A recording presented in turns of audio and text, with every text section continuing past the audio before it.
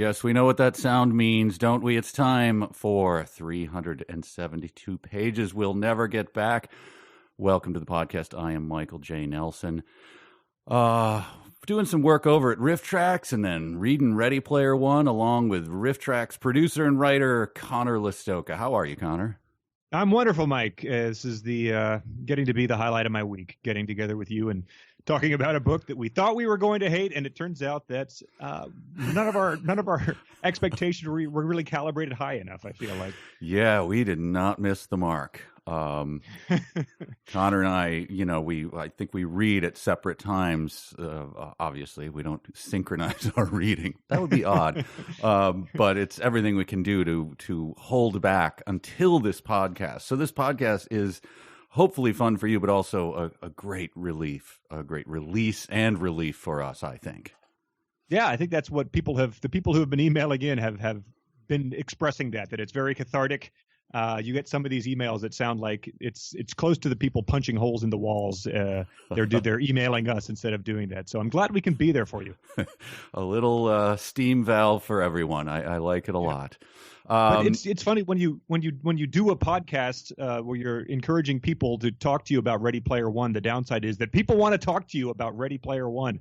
I'm having conversations in my real life where people are talking to me about this book, which is great, but it's also terrible. So, yeah, because it's coming at you from you mentioned that you have friends and family reading along too. So then you have to actually give them the FaceTime and talk about this. Yeah, it's great. I'm like, how's Grandma doing? I just, how is she?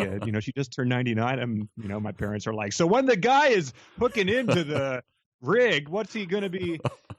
Oh, what you have done to yourself. But no, it's a lot of fun. And again, this is Ready Player One. Where are we at this point? Let's just get up to that. So our hero, Wade, has just, in the last episode, we got up to the point where he broke up, sort of cyberly broke up at a zero gravity discotheque or something. Yes, right. He got cyber dumped. Right. In the groove zone. Yes. In the presence of one of his heroes, right? Who was DJing from a little weird space pod or something. Right. He was a wizard DJ. He was DJing next to R2-D2, and then he shot flames out of his fingers and burnt some guys who came into the non-PvP. Oh, no, it was a PvP zone. They came in, the Suxors, to try to take out the Gunters. And boy, is that for those of you of words. Who are just tuning in for the first time, we did not just make that up. That's the actual accurate description of the plot up to this point. And so let's pick it up from there. He is a shattered man at this point as we started our reading again. And boy, oh boy, Connor, I don't know where to even start with this. I don't think the author knew where to start either, because he did end on a, for him, dramatic note, and people had discovered keys and gates, and people were getting killed, and there were raids. And then so he plateaus that right away with 4 pages of rig description. Yeah. We probably don't need to update people on what hell of a rig is, but man, oh man, this is we get descriptions of rigs like we never even imagined. I thought we were done with rig descriptions. Yes, it was as if he somehow got word that people were questioning whether he had a hell of a rig, and he was just like gripping the table, being like, "Those son of a, if they don't think that he has a hell of a rig, I am gonna." So yeah, 4 pages of just describing how he hooks into the Oasis, and it's not what people wanted. It's not what people needed. I guess it's there for the sake of color and world building, but man. Yeah, I pictured it as, I think in his own way. This is reading into the text, and so this is like textual criticism that I shouldn't be doing, but I'm going to do it anyway. I think that he was thinking that he was Rick in Casablanca, like sitting by himself, with the bottle, like in the pondering why did this have to happen to me? And then the description of his rig and all of what was going on in his life was supposed to be that sad moment of a guy broken and shattered before he rebuilds himself. But that's not due to the writing. That's me guessing that he was trying to do. But we get a bad. This is when I knew that we were kind of in trouble. He goes into a description of the stink tower that he has, and this prefaces much darker things, which we'll get to in a moment. Oh yeah, we certainly will. Did the stink tower stand out to you? I thought, because that's never been mentioned before at all, right, that there were odors that were wafted to you while you were in your hell of a rig, right? Right, and he sort of gets at this, that it would only be used for negative things. You know, there's no positive way in a video game to have any sort of artificial odors wafting towards you. It's never been something that I've wondered what the Mushroom Kingdom in Mario smells like. But you do imagine that any sort of teenager who wants to swear at you online would figure out a way to somehow fart into the stink tower and then have that waft into your room. So it's essentially, I mean, everything that he's describing here is like the stuff that was the guy's name, William Castle, the schlock guy who did House on Haunted Hill. Absolutely. It's all his gimmicks from early 60s cinema that people like went, experienced, and were like, oh yeah, we don't need that in our movies. Just give us a moving picture, we're fine. Like, it's all that sort of 80 years later, people are incorporating into their video games. Yeah, and he's really proud of it too, because the stink tower itself, the thing that wafts out odors, as you're obviously, is part of the hell of a rig. Like, he bought this at great expense. Yes. And because occasionally if you're wandering near the ocean or something, you'll get the sea air or something. But he obviously says, of course I disconnected it immediately because people are farting into it or whatever. It's just like, what did you think? What is the best outcome of buying the top of the line stink tower? Right. Well, it's a long history of like video game peripherals that are like that. Like the Xbox Kinect, where you get it and then you're like, oh, okay, this is how it is. I will. I've had my friends over. We played the dancing game. That's going to sit and gather dust. Like, there was like all sorts of stuff like that in the 90s too, with like, the Power Glove, or there was a thing called the Sega, I think the Interactor, that would sort of be a haptic suit that just didn't work and people didn't want and people didn't need it. And so there's a reason that we don't all use them today, is because we've all sort of tried them and they all suck. The experience has been pretty much maxed out. Huh. Well, I guess I just expected more from the stink tower. I don't know. Maybe I'm wearing rose-colored glasses here, man. But he had like a thing that would create the sensation that you're falling, I guess, which is, like one of those indoor skydiving things. He had a suit that would allow you to feel like you were kicked in the shins or shot. It would. So why on earth would you?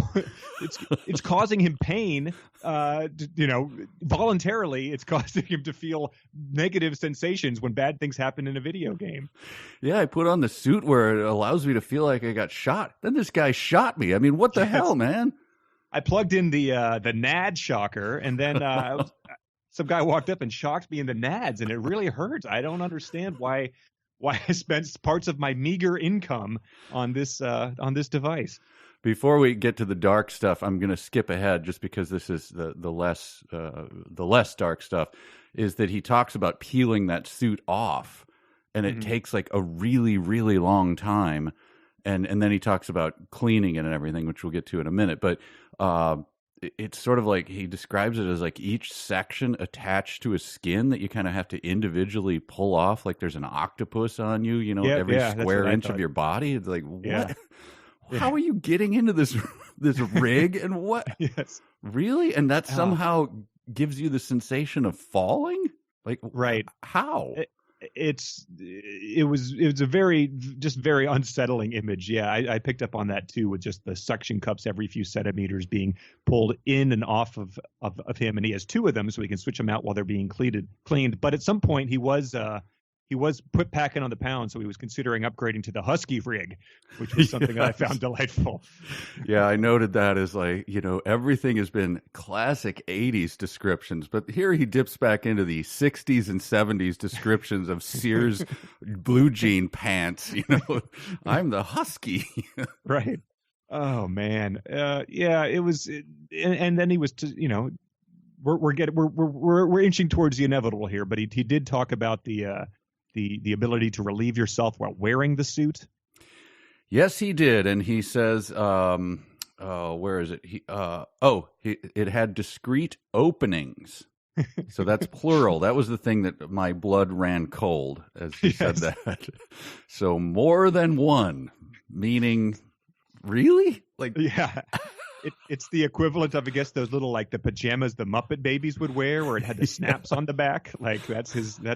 so That's then been worked. how many suction cups have to be sort of dislodged for these openings to work Oh, their magic as you relieve yourself? yes. And well, so yeah, there's no more. I don't think there's any more dancing around it. But after Let's get to it. I feel like it almost needs a theme, like some, the Darth Vader entering theme or something. This is really dark stuff. So please get the kids out of the room. I don't know if you listen to this with your family, but here we go. Yeah. Well, yeah, this is the thing that more than anything else we've received emails and tweets about. This was chapter 19 has this sort of dark scarlet letter on it where people thought it was bad, and then he gets into the character's jack in life. No way to dance around it. But he talks about the sex dolls you can buy. Yep, and does buy. Yes, and then he talks about the lost week that he had at an online brothel. Sort of, I guess he just a week that he should be searching for this thing. He just somehow spent logged in and humping his sex doll.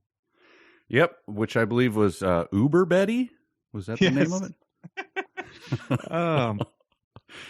And then, but he spends a week with Uber Betty, but then he I hate to use the word, I did not mean this, tosses her aside, shall we say?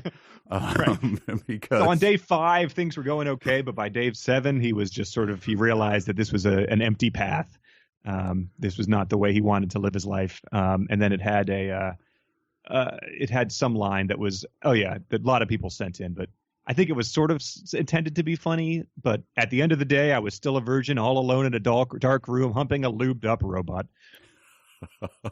Which I feel like is just, that could have been the line that, that's the author himself. I mean, let's not make any pretenses about this. Right. I think a lot of people might have thought that he was being masturbatory with his endless references, but they didn't know how far he was going to take it. Boy, oh boy. The section, let me see, I have the pages written down. Page 193, he says, I felt no shame about masturbating. Thanks to Anorak's Almanac, I now thought of it as a normal bodily function, as necessary and natural as sleeping or eating. So I'm already terrified. And then, and then he quotes the Anorak Almanac. You can bet that Galileo, Newton, and Einstein never would have made their discoveries if they hadn't first been able to clear their heads by slapping the salami or knocking a few protons off the old hydrogen atom. The same goes for Marie Curie. Before she discovered radium, and again, get the kids out of the room, you can be certain she discovered the little man in the canoe. And I'm sorry. All I can do is apologize. I really, the second I read it, I wanted to go back to a time before I had not read it. And I mean, look, let's just let it stand there. I mean, it's obviously. If 2 months ago, if I had gotten an email that read, if you thought this is the subject line, if you thought the atheist screed was bad, wait till you read the masturbation screed. And that would be like, what email list did I get put on? Like, this is not, I'm not interested in. Clearly never going to happen to me. This is some nightmare future I must run from.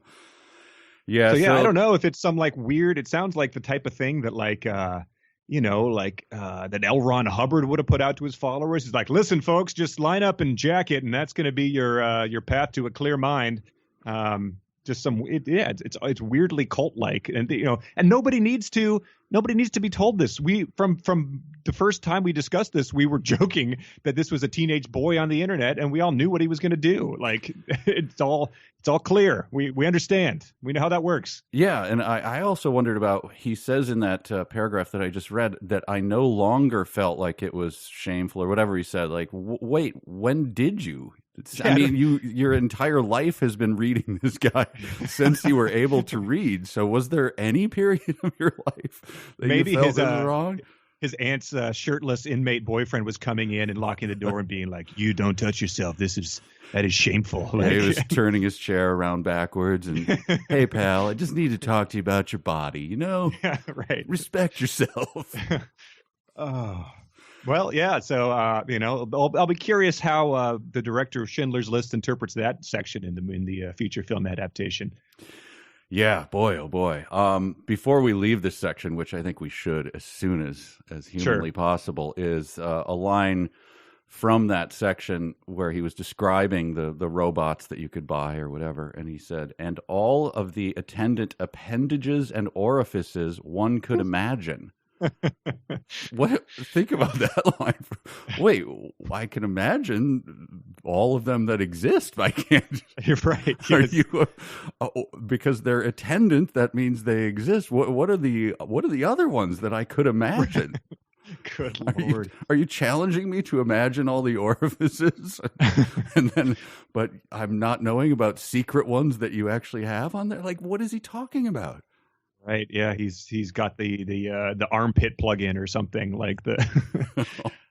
It's all there on the page. This whatever this guy is thinking about, he wanted us to know what was in his head there, and and part of his becoming, I mentioned Rick in Casablanca. Now he becomes like Max Cady in Cape Fear. He starts working out, right? Right. Oh yeah, yeah. So he's sort of into this weirdly like Tim Ferriss guru kind of like, he's like, maximizing my time. It's worth it to feel good, but I'm using a hair removing cream so that I don't have time to shave, which is a very weird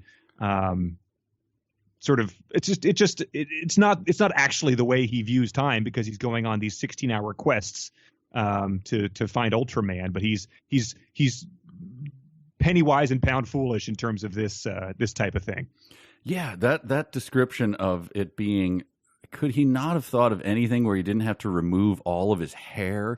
So he goes into this whole thing about, Uber Betty and sex robots, and I masturbate and blah, blah, blah. And then, oh, by the way, I have no eyebrows or hair anywhere on me. So then you think of this pudgy little freakish worm sitting in this gross apartment. Yeah. And yeah, so I mean, I guess he enables the thing, and then he's forced to work out, and so that involves a weird treadmill, the multi-directional thing, which I've put on the HTC VR helmet, and like we've talked about before, the first thing that they do is you point your VR gun and click, and that's where it transports you to. There's no walking. There's none of this nonsense. Like I played the first game they released on that at a friend's house, and they thought about that immediately, because walking and running and going upstairs is not something that anyone wants to do. No, if nothing happens within 3 seconds, you're shutting the game off in utter frustration. Yeah. So I mean, I guess he's getting buff, so that's good for him. But he's also he's removing all body hair. So whenever he does meet his potential woman, potential Chuck in real life, that's going to be you'd imagine that would be a sticking point, like, oh, weird. Yeah. By the way, I am utterly hairless. Is that going to be a problem? Is that something I should have mentioned?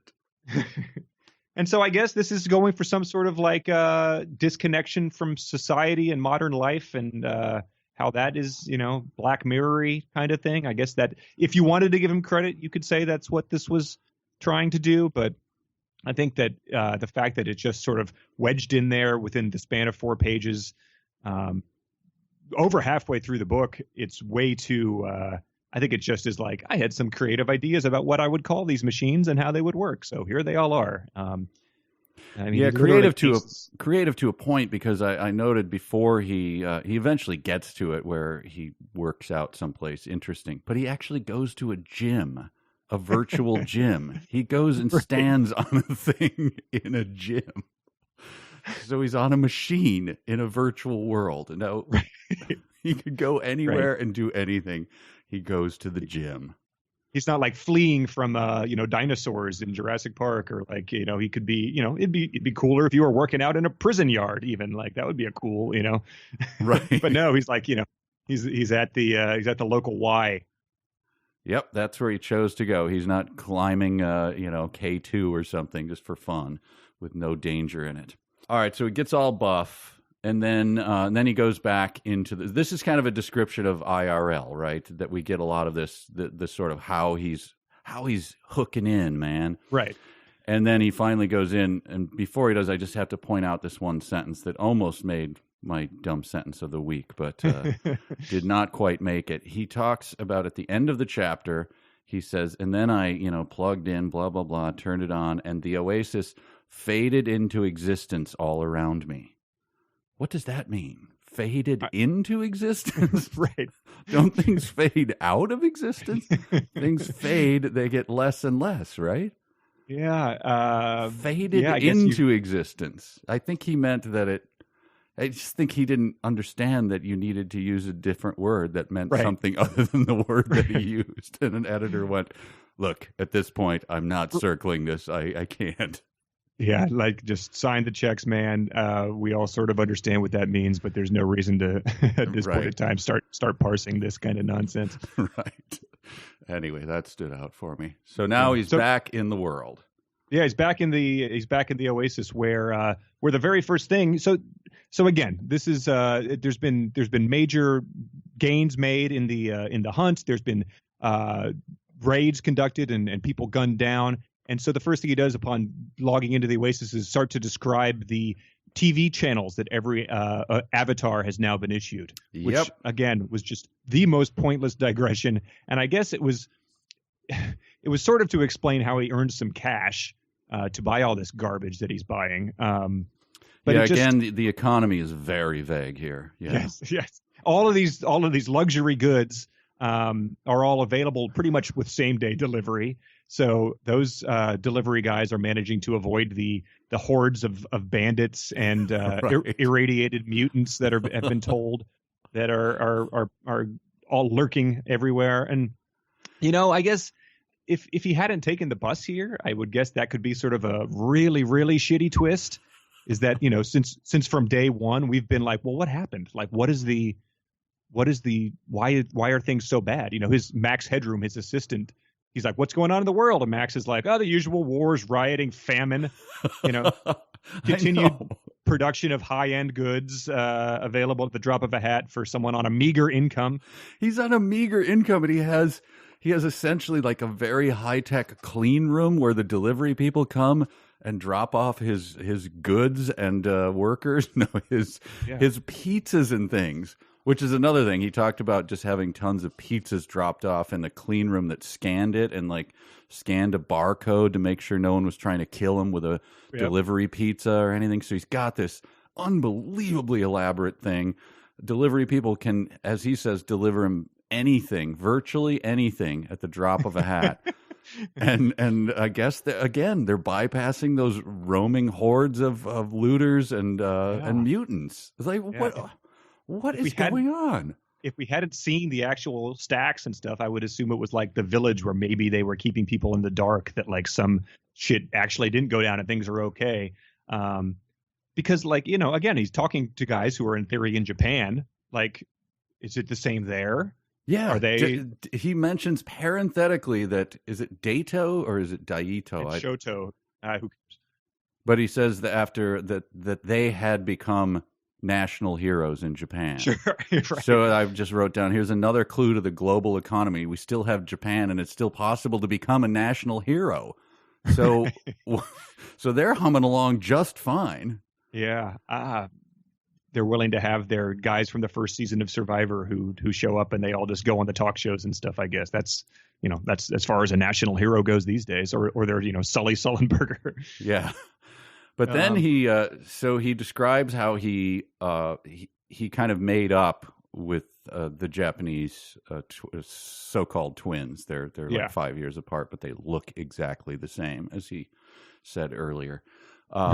He goes on a quest with them and sort of helps them out, and so as a little bit of honor, they're like, we're cool, is basically what that diversion was, right? Right. They took for an entire week playing 16 hours a day in order to do something about Ultraman, which, they did this. He did it essentially as a means of mending fences. At the end, they receive some fancy object that is valuable that he lets them have as a goodwill thing. But again, so it's been 6 months since the last thing, and these dumbasses are just playing 16 hours a day. It's essentially just a video game that they don't think has any relation to the next step in their thing, which is, as we've discussed, it's a 4-line poem, which they are just sitting there looking at. It's not like they're not at the beginning where they're wondering what the first step is. They've been given maybe 25 words and they've just got to parse that, but then they're off defeating Voltron. Yeah, so he'll describe things where he stared at the quatrain for 24 hours straight. He goes on week-long 16-hour quests with Dato and Shoto. And then he says, oh, now I got to go to work. Right. And so he goes to work at a help desk right. for 10 hours a day. Would you please help me with the math on this one? Right. Yes. It's the same. He's compressing time the same way that he was able to read, Stephen King's entire bibliography in the matter of months. It's just, hey, that's time. Like, here's how it works. And all this stuff happened. Just take our word for it. Yeah, it's unbelievable. He really gives you no sense of time at all. Like when he went on the long description about his apartment and everything, there was no passing of time, like I was in a daze for a week he doesn't say anything. He just describes stuff. And then all of a sudden he'll say, and then he'll get very specific, but it's completely unmoored from anything else where, well, I had to go to work, which was 10 hours a day. And so, right. But that's you kind of buried the lead there. I had to go to work 10 hours a day, but getting that out of the way in my spare time, it's like, no, that's just a parenthetical that he works 10 hours a day at a help desk. Right. Where he's unable to do any of the gunting research that he needs to be able to do. Right. Although there are vague descriptions of keeping windows open secretly and all of this garbage where it's like, what am I picturing now, for God's sake? Right. Well, he's broadcasting his obscure and eclectic TV channel where he shows things like Silver Spoons and Gamera. Yeah, I have the description of it right here. Can you guess what he describes it as? Again, the book is glued to my hand, so this doesn't happen where I throw it across the room. On his video feed, he programmed classic 80s TV shows, retro commercials, cartoons, music videos, and movies. I kid you not. This is 197 pages into the book. Right. Yes, exactly. Do we need to be told that at this point in time? Oh my God. He's going to be showing silent kabuki and poetry readings and yes, and another thing that made me very angry, which I believe was the next sentence, he also programmed in Gamera, my favorite giant flying turtle. So great joke, right? I didn't hear you laughing. Yep. So there's those moments where you go, again, I don't even know if you're making a joke. If it is, it sort of half qualifies as a joke. My favorite, ha ha ha. But his writing displays such ignorance in other areas where you're like, maybe he's actually saying there are. I don't know anymore. Yeah, at this point, I think you just got to give him credit for not just saying Gamera and letting you like nod in appreciation. At least he at least had a descriptor of that thing. Right. Yeah. So other people on their channels are just showing foot fetish videos from Eastern Europe and amateur porns featuring deviant soccer moms, which is another. Someone else on Twitter pointed out that's another trope that has survived the apocalypse. But maybe the soccer moms they're the ones who banded into those roving hordes of mutants. They're like a gang in the Warriors. The soccer moms are facing off against the guys from Mad Max. But yeah, so that was encouraging to see that nothing has changed since 2005 in the world of online video distribution. Yeah, unfortunately, though, his channel didn't get as killer ratings as Artemis. I did note that she gets killer ratings for showing what was it, Square Pegs reruns and and Electra Woman and Dyna Girl. So We've been told that a guy on his meager income, and even before he had an income, can afford hard drives that can hold everything that's ever been created 3 times over. So everyone has all this shit at their disposal, but they still want to watch some idiot who's programming it so they can be limited in their choices of what they're able to see. It's unbelievable. I think we should pause in the narrative right now, just to give us a break and for people to catch up, and let us do fanfic or real fic. What do you think about that? Yeah, absolutely. Sounds perfect. All right, here we go. Hit it. Yes, indeed. It's time for fanfic or real fic. I'm very excited about this because I dropped the ball last week. I didn't have my as I waded out into the world of fanfic, it got a little too depressing for me. So I pulled the plug early. But I was back. I steeled myself, and I'm ready. But what do you have for us? Did people send in things? People did send in things. I got a couple good ones. One of them. Well, yeah, I'll tell you about it once it's done. But I've got them. If you're ready, I'll go through first. Yeah, test me first. Okay, I've got 3. All right. Here's number 1. That's crazy, H said, his Cheshire grin fading. Like Ali Sheedy in the Breakfast Club crazy. It's like shooting through your own base in Space Invaders, I said, summoning the spirit of Michael J. Fox, playing Marty McFly, playing Johnny B. Good at the Enchantment Under the Sea dance in the 85 classic Back to the Future. IOI will never see it coming. Oh. Yes, that's the appropriate reaction. So yeah, ponder that one. All right, okay. Number I think 2. I have my answer on that one. Okay, number 2. Shoto's vessel was a large interplanetary trawler named the Kurosawa, modeled after a ship called the Bebop in the classic anime series Cowboy Bebop. Okay, I think I know. I think I have my answer for that one. All right. And then number 3. You truly are my most favorite son, said God, who looked like George Lucas, for thou knowest the most about Krull, even more than Jesus. Oh, that one's a little crafty. That one's crafty. I gotta give him that one. Okay. Oh boy. So number 1 was Ali Sheedy, The Breakfast Club, and Shooting Through Your Own Base, and Marty McFly in the Enchantment Under the Sea dance in the classic Back to the Future. I think that was fanfic of someone. I don't know. It sounds a little too cagey for its own good. Yeah. So that was written by a listener, a guy named Douglas Clinton, who sent that in, and it tricked me because I was like, you know what, this should not be in a book that sold 1 million copies. And the Michael J. Fox thing was a little lengthy, but I was like, the Cheshire grin and the classic term tripped me up. Yeah, so but it was very well done. But yes, but there were fingerprints on it. So the next one, Shoto's vessel, was modeled after a ship called the Bebop in the classic anime series Cowboy Bebop. I'm going to say that's real, just because it didn't gild the lily too much. It went straight at it. So okay, you got that one. Yep. Okay. That's from the next chapter. I think that's how it starts off pretty much. The Kurosawa. And then the third one. You truly are my most favorite son, said God, who looked like George Lucas. Oh, man. This one is the best of all because it's spare enough where I can't see the fingerprints on it. But I'm going to... It hinges on whether you think he meets God at some point in time. Well, this could be some sort of virtual thing. I'm going to say that it's real. It's fake. It's unfortunately fake. It's from Twitter account that burned bright and faded away after like 7 posts. It was like Ernest Klein. I think not Ernie Klein, is it? A parody account. So it's got some good stuff. Yeah, that was well done. All right, well done. All right, I'm going to test you then. Are you ready? Good. Yeah. Okay. There's three examples. On cue, the 10 Sixer avatars standing behind Sorrento pulled out their toy robots and activated them too. 5 of them had the huge robotic lions that could form Voltron. The other 5 had giant mechs from Robotech and Neon Genesis Evangelion. Good Lord. Okay, that's one. Consider that. This is why I love the Power Fist. It allows me to attack when needed, but keep my hands free at the same time. Mr. Punchy and I hammer the giant repeatedly in the knees and turn his attention back around.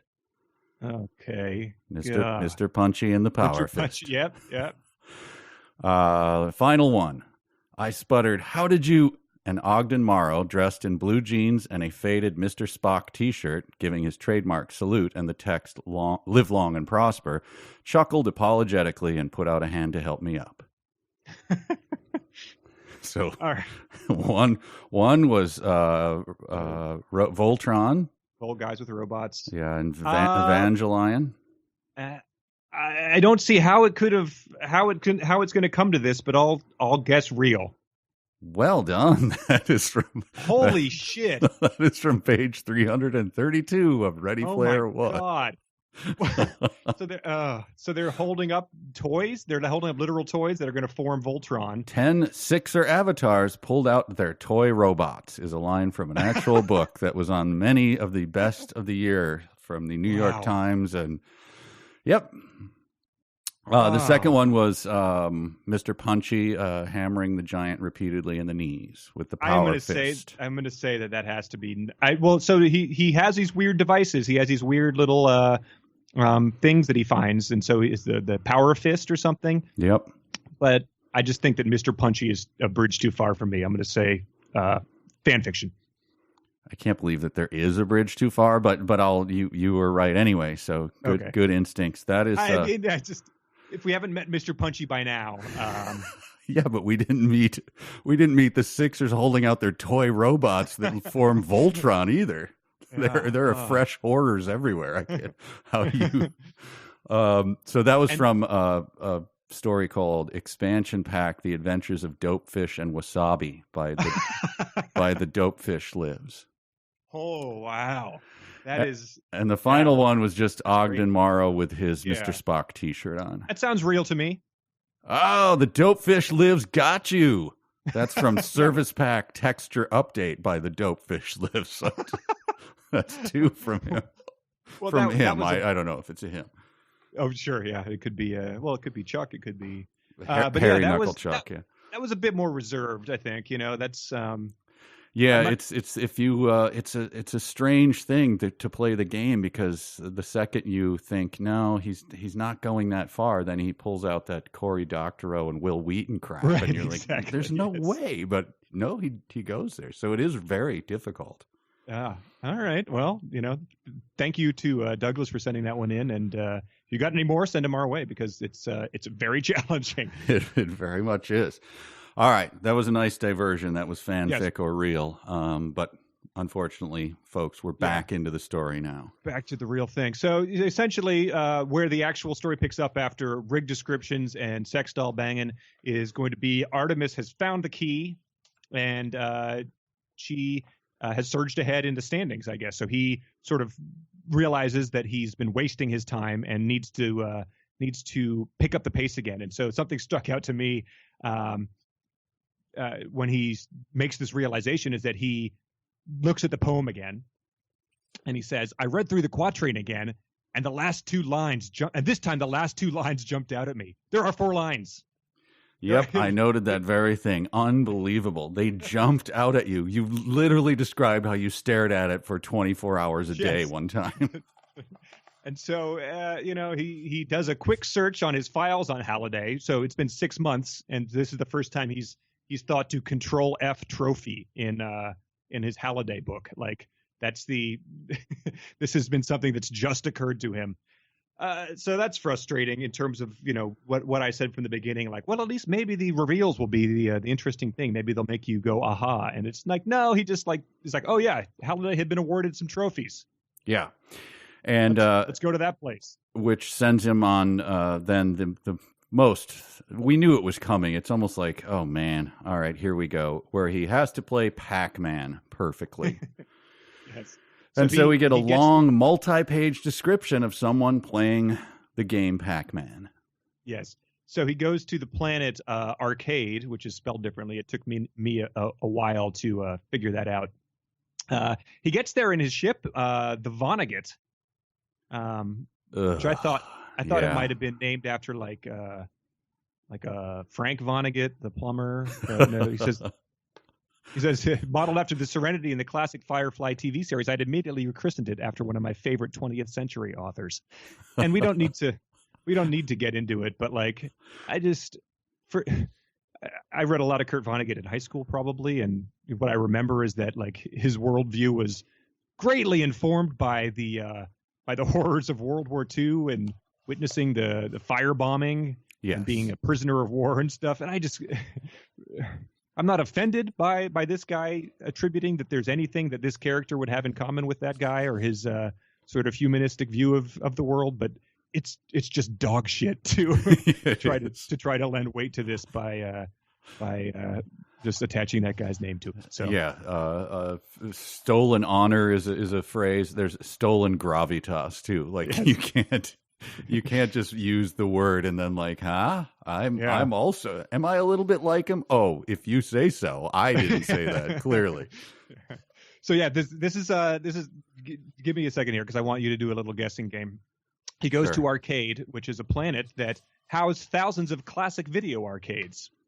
And then that's the initial description. He goes on to say that thousands of elderly users had come here and painstakingly coded virtual replicas of local arcades they remembered from their childhood. Yeah. And he says, each of these simulated game rooms, bowling alleys, and pizza joints was lined with classic arcade games. So there's a couple things to unpack here, but the first thing I want to do is, so 2 pages later, he says that he's explored, he hasn't found anything, but he decides to take a different route through a section of the museum I'd never fully explored on previous visits. And so what do you think he might uncover here as he goes through this previously unexplored thing? Like, I thought maybe there'll be like an opera house or, a long lost, like Frank Lloyd Wright designed architecture exhibit or something like that. Yeah, or maybe he would come across like the lost scores of Mozart, which are rumored to or some of the Shakespeare's first folio. There's some plays alluded to that aren't there, so maybe those are recreation of a national park that's been polluted. No, no, you are wrong. This unexplored area contained a kind of underground city comprised of pizza joints, bowling alleys, convenience stores, and of course, video arcades. Which man, the echoing of the sentence structure on two pages later is just a unbelievable. We say that a lot. That it's unbelievable. It just leaps out at you. You almost have to slap yourself and say, "There's no way I could not have read this again. This can't." It's literary be deja again. vu. Yeah, it's very disorienting.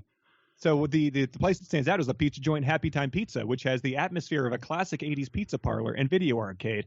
And now you may be thinking to yourself, Connor, you inserted the word classic a whole bunch in that in those excerpts you just read. Yes. which I thought that too, and so I did a Control F on it. And so in this 50-page segment that we had, the word classic came out 9 different times. Mm-hmm. Some of it in this 3 times in this 2-page stretch, sometimes in the same paragraph. Classic surfaced. I have this stat in one paragraph. Let's see, crazy, and page 217, one paragraph, which is very short, has classic twice, arcade 4 times, video or video game or game 6 times. Oh my God. Yeah, that is, and as I told you before, he's not doing, this is not a technique. This is not for an effect it's not some sort of peroration where he's bringing everything together and this is all crashing magnificently. This is just him repeating the phrase just mindlessly. Yeah, it just is a word that he likes and just applies it to all sorts of different things. It means a thing that existed a while ago. Because exactly. Classic.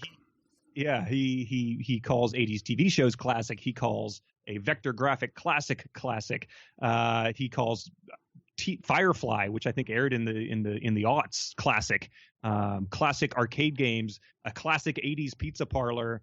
Classic text adventure games, which he says twice. So it's unbelievable. And here was a little thing that stuck out too, because he described I think it was a classic film from the 40s, because he recognized a rug that he'd seen, like it looked like it was from a classic film from the 40s. And my notes were, when When is he watching classic films from the 40s? Like, you literally have not a second to do that.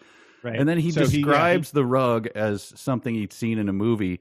Why doesn't every single thing he describes get that same treatment? Because he's never seen anything in real life, right? Right. So like the only thing he's seen is a house coat. Right. So I just don't get why he chooses to do certain things that he'd seen in movies. Like, let's just assume everything you saw is from some classic movie. Right. Yes. And it's hilarious that he did. It was a rug in the Zork house that he says I had seen in a film in the 40s.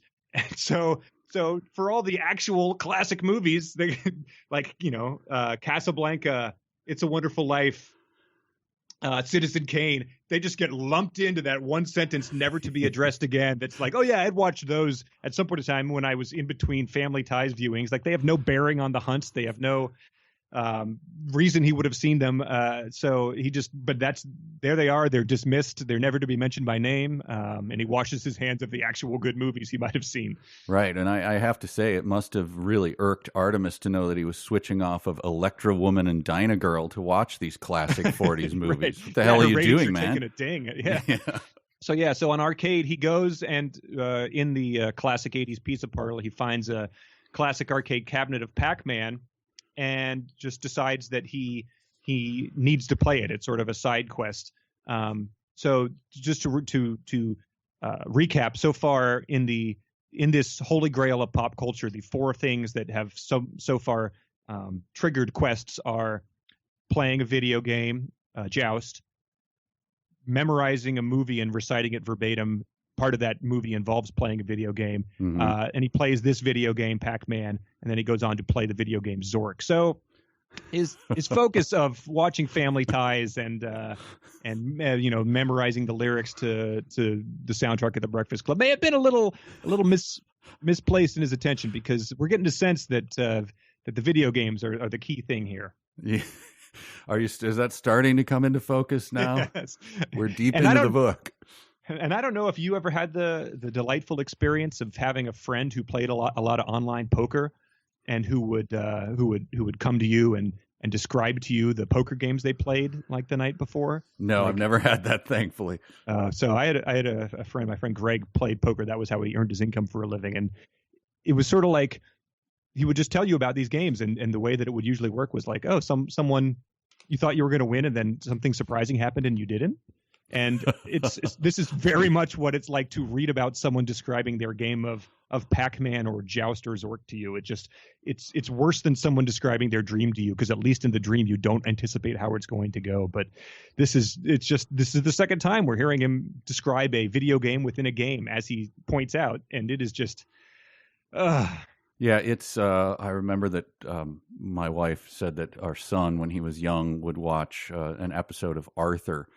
The PBS TV show, and then would describe the entire thing to her. And she, even as a little kid, she had to tell him, honey, that is not interesting, and I don't want to hear about it. And it's like, yeah, I kind of get the gist. It's a kid's show. And adults are not going to be interested in that, honey. You're boring the shit out of me. Right.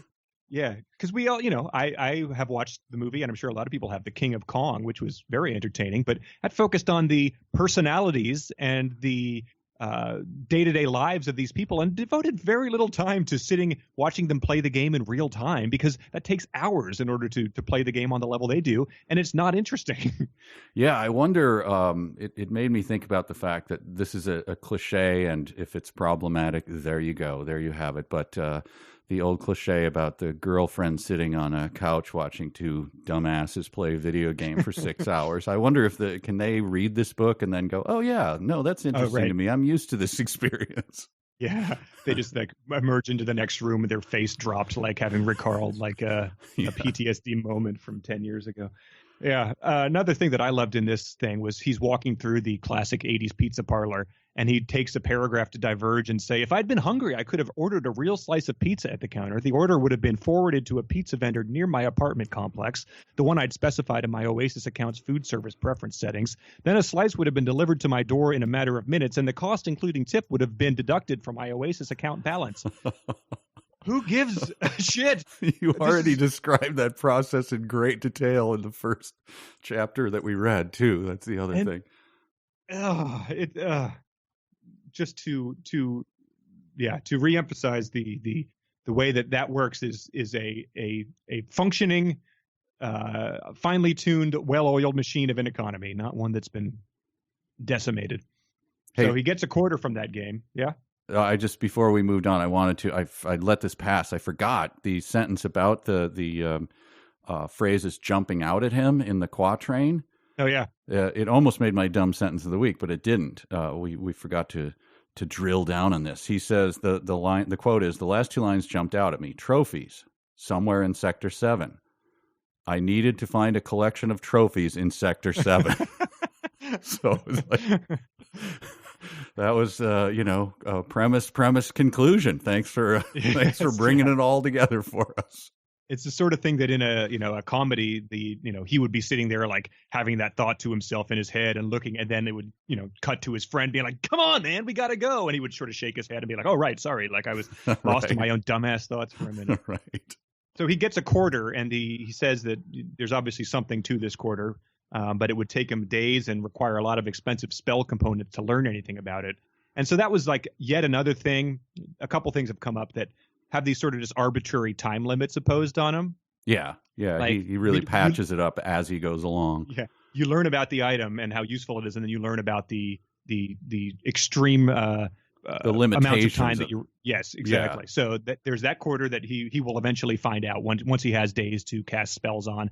The bad guys have the Book of Finding or something like that they can use once a day in order to hone in on the egg hunters. And then he has a ring of teleportation that he can use once a month in order to do this. So he's got these devices that, to be unkind, you could call them Meus ex Dacinas. I guess they would Right. fall into that type of thing. So, and they just sort of pop up. Just you hear about them, and he's using them within a page later because sure, whatever. But they have these weird things where. Sure. Okay. You've used them. You've limited them just enough to make it dramatic. And the thing it reminded me of is the classic '90s Saturday morning cartoon Wish Kid, starring Macaulay Culkin. Which, sure. I must have come out. They must have just been like, get a cartoon out like the weekend that Home Alone came out. Like, get this on TV within the next 3 months because kids are going to eat this up. And it was, of course, I'm sure it was terrible. But I watched an episode of it, and I remembered that it had this stipulation in the introduction of it. Before we hit it, did you memorize it? Because you may need to use it for some future. I think, yes, it could come in very handy. All right, here it comes. Macaulay Culkin, Wish Kid. Yo, baby! This is the Wish Kid. Once I wished on a star and it flew in my window kablooey. Now I can have any wish I want, but only once a week. Yo, baby! Yo, baby. So he can have any wish he wants, but only once a week to fit in with the Saturday morning TV schedule. So now you have a best-selling book that sold millions of copies written for adults that's using the same limitations and plot devices as Wish Kid, the, I think, 6-episode airing Macaulay Culkin cash grab cartoon. So that's nice. Yeah, it really is unbelievable how he just had no skill to seed these things, even the simplest thing, just seed the rules of something that the quest of getting it. But like this book of finding, is that what it is? Sure. Tablet of Finding, Sorrento gets, which, by the way, this jumped out at me, that how did he get it? He got it by, everyone was bidding on it. These items would come up for sale. So this also comes up in the middle of it. Like you said, suddenly, there's a whole, economy of buying this stuff, which we did not know before. You could win them, but now we learn that there's an entire bidding market where you can do it. And sure. Sorrento wins it. How? By bidding on it in the last few seconds. That devious bastard. So people in the future, man, they are clever. So he poached the damn thing. No one in 2044 had thought of that yet. Yeah. So the same way that I, would obtain a, Cal Ripken 1983 baseball card is still going strong in the 40s. He hasn't even got a bot to set up to do it for him. Yeah, Sorrento won the bid is enough. The mechanics of bidding, like we kind of understand that. I wonder how many pluses Sorrento left in his feedback after the A, like A 7 pluses, like Yeah, will do, will bid with confidence. Yeah, bid with confidence with Sorrento.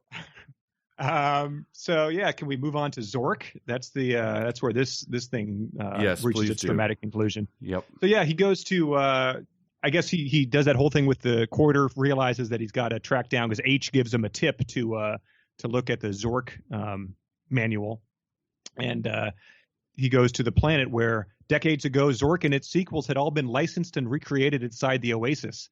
And I wish that there had been a little bit more juicy details about the Zork licensing process. That just seems like a fun backstory. Just delve into the sort of like back and forth legalese about how to incorporate all this. Lawyers pounding on tables like, look, we're not giving up. Yeah, like, 0.06% is not going to cut it. We need 0.08. Yes.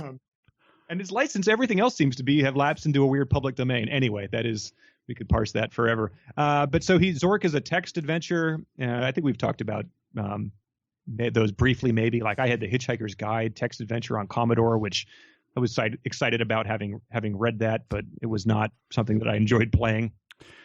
Yeah, I didn't play any of them. I think in college, a friend of mine had, I forget what the computer was, a tiny little box that he would do the little text adventures, and he was excited about them, and it was me going like, can we frisbee quad girls? Yes, exactly. I mean, it seemed utterly boring to me, but so he says that the first one that Wade had ever played was one called Colossal Cave, and he said initially the text-only interface had seemed incredibly crude and simple, but after playing for a few minutes, I quickly became immersed in the reality created by the words on screen. So I wanted to see what that was like. So I went and found you can play all of these online just in your browser. Sure. So I went to Colossal Cave, and I decided to see how quickly I would become immersed in it.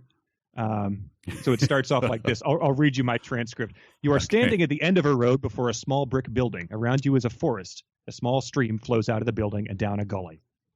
So I said, look, building. I don't understand. Building what? Look at building. I don't know that word. Look at forest. What? Look at stream. I don't know that word. Go to building. What? Walk. Where? Walk to building. I don't understand that. And then I pulled the plug because that was 30 seconds well spent. You just immersive as hell. You were quickly immersed.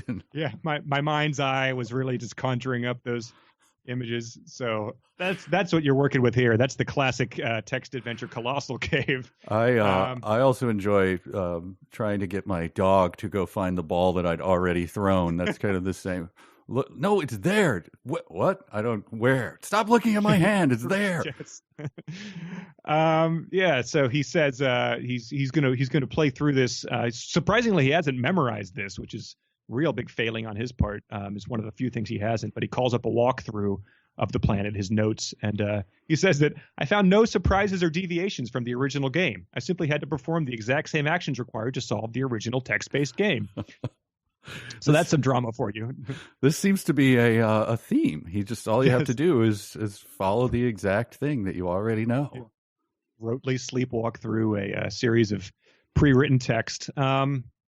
And so, yeah, that's what he does. He goes and retrieves 19 trophies and brings them all back to a thing and then blows on the whistle inside the Captain Crunch box. Oh, my God. Yeah.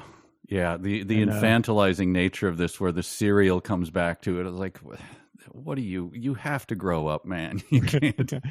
Continuing to go back to your childhood is going to yield nothing. Listing a bunch of cereals that I guess those don't exist. Like, there's no reason those shouldn't exist. Well, the economy is booming. You'd think that someone would snatch up that little, right, exactly. Even if it's a small section of the market, it's there's a willing buyers out there. Right. Count Chocula is only out once a year. Like in today's economy, like surely you would have these idiots lining up to have it delivered to their safe door or whatever the hell it was if it only came out once a year. Right. The one that would scan it to make sure that it was not Booberry, Yeah, send it the hell back. Yeah. So then unfortunately, since Frobos is a PvP zone, and how do we know this? It's because anytime he goes anywhere, he specifies whether it is or not a PvP zone, or for the first time, he specifies that the one planet was a chaos zone, which I thought was an interesting to learn. I think that meant that magic was allowed, but yeah, wizards and magic, I guess, is a chaos zone. I don't know. I can't keep track anymore. So then I thought it was funny. So they come, they're gonna wipe them out. There's 512 of these things, which is another weird little detail. I guess it just means that more people have access to it. But so he sort of runs from them. They're taking out his shields, and then he gets to his things and ends the chapter by saying, it was a close call. The bastards almost got me. So yeah, I noted that dwindling the dwindling drama at the end of that chapter was incredible. Yes. Yeah.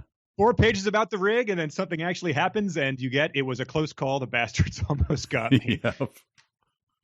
And the last thing I noted in that chapter was that he specifies that the battle on Frobos came to be known as the Battle of Frobos, which is just, it's that patented Klein imagination coming out there. He doesn't specify why, which I'll give him credit for. Since the battle on Frobos, since it was a battle on Frobos, became to be known as the Battle on Frobos. Right. But he gets the key there, right? He gets the copper key, the jade key. Oh yeah, the copper key. Oh no, sorry, no, it's the jade key. Right. But it's wrapped in foil. It's wrapped in foil. Yeah.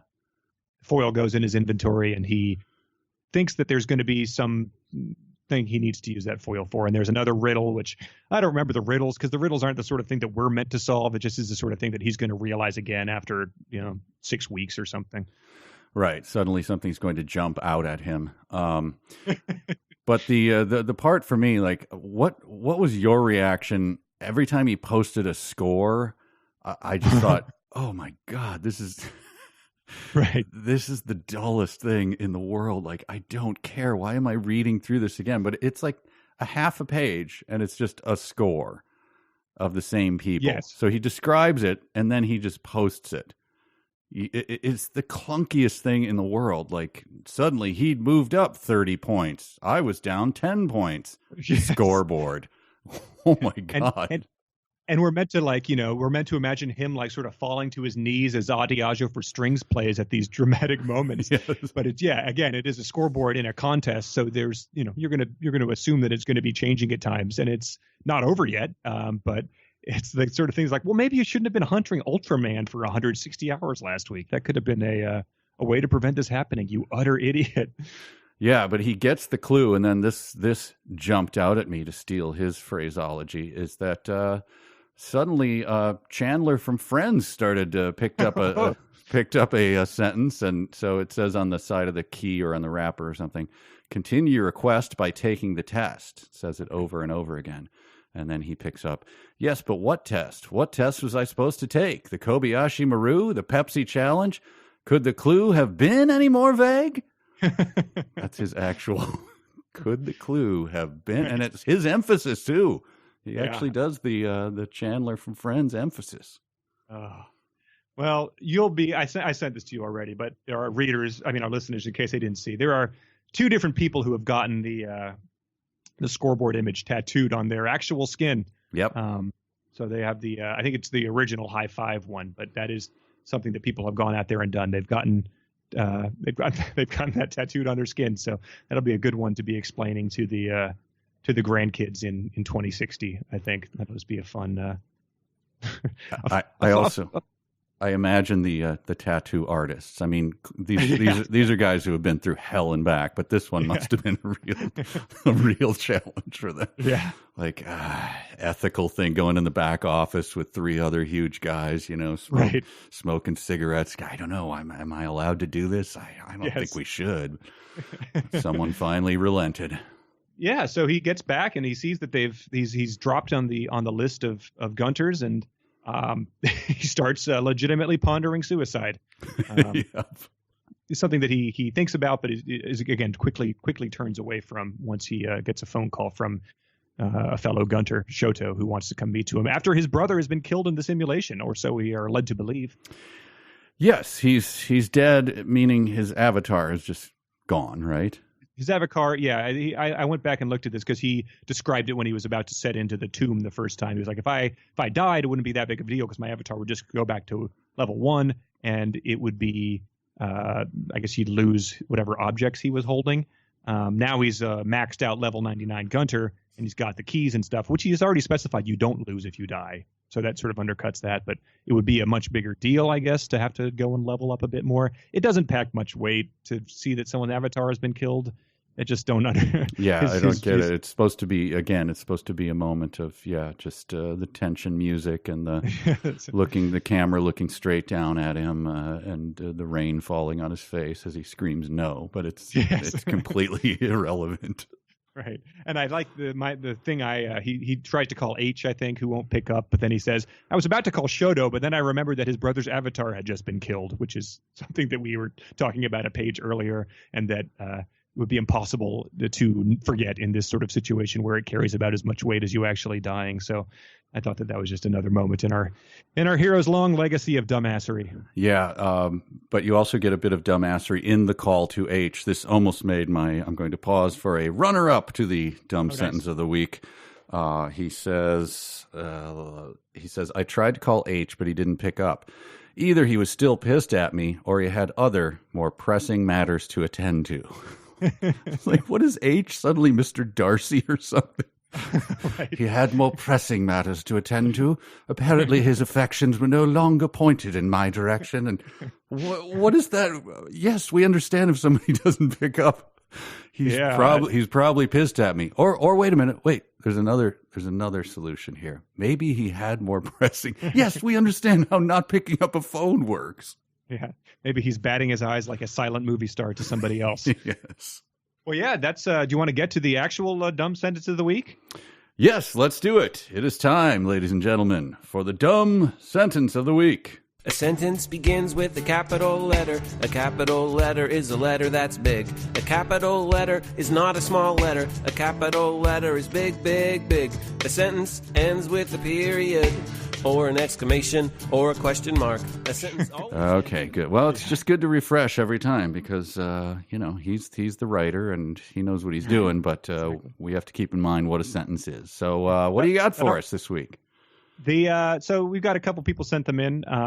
Sherry P sent in, somehow the game's simple 2-sentence room descriptions were able to conjure up vivid images in my mind's eye, which she pointed out, it's like, yeah, that's the job of writing, you idiot. Like that's right. And as that was somehow referring to, yes, exactly. That is the referring to that colossal cave game, which I explored earlier. But so that shows his understanding of the job of a writer pretty well. Joe M sent in one from the very beginning. Having the right 80s song lyric memorized might save my avatar's life someday, which is the sort of thing that, as we've discussed, it's probably going to be about video games, so it probably won't. But right. That should be the type of thing they put on the back of the book, just to be like, here's what you're in for, folks. Like that. This is the kind of stuff you're going to be reading a lot of. Right. And then a lot of people sent the one that you mentioned about Mary Curie. That was a popular choice. Yeah. Oof. And that was, to be clear, that sentence was in the mouth of the brilliant billionaire, the hero of the story. I mean, the sort of the lord of the story, the creator of everything, Halliday. Right. Yes. I just realized that Halliday would probably endorse the concept of a brony jar, which. That's a little teaser for next week. That's probably the next example in his almanac. So anyway, the one I picked though has to do with the Zork house, and I had highlighted something else, but this one, when I reread it a second time, really just stood out to me. It's perfect. So he says that while he's trying to collect the trophies, it says, along the way, I had to do battle with several NPCs, a troll, a cyclops, and a really annoying thief. As for the legendary Gru, lurking in the dark, waiting to dine on my flesh, I simply avoided him. He simply avoided the character that, if he hadn't mentioned, I would not have wondered about. And that's sort of like the way he avoided the guys at the end. Like, they almost got me. Oh, moving man, on. Does he know how to ratchet up the tension, Like yes, when he was after suicide and he realized that the game was almost over, he described how it's like, look, it's all done. Everything's crashing down around me. Chaos is reigning. The hero's quest has not been completed. And so for the next 24 hours, I stared obsessively at the scoreboard. Boy, there's a man of action for you. Yes. Unbelievable. In that sentence, he left the audience hanging for an entire M dash. Yes. That's how long that one was in there. Well, he was staring at it obsessively for 24 hours while relieving himself through several discreet openings. Openings. So, wow, yeah, John Wayne. Oh, the man who shot Liberty Valance there for you. My sentence, are we done with write-ins? We're good? Yeah. So, please send yours in, though. We'd love to see what you think. Yeah, we love to, because there's so many to choose from. And as you can hear, we dropped a bunch of nominees and still didn't cross over with your sentences that you sent in or one another's sentences.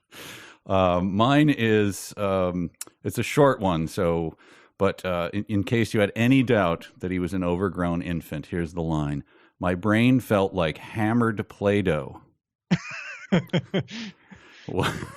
It felt like that. He's had the sensation of hammered Play-Doh as his skull, inside of his skull before. So that's what it felt like.